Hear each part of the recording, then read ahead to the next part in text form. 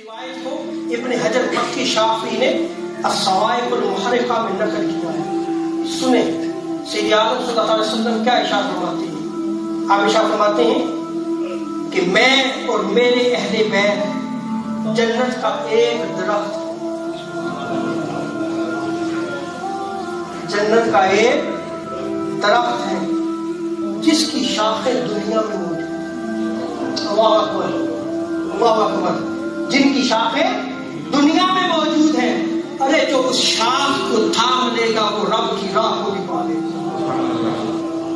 جو اس شاخ کو تھام لے گا وہ جنت کا راستہ بھی حاصل کر لے گا. اسی لیے سید عالم صلی اللہ علیہ وسلم نے فرمایا جو چاہے اپنے رب کے پاس راستہ بنا لے.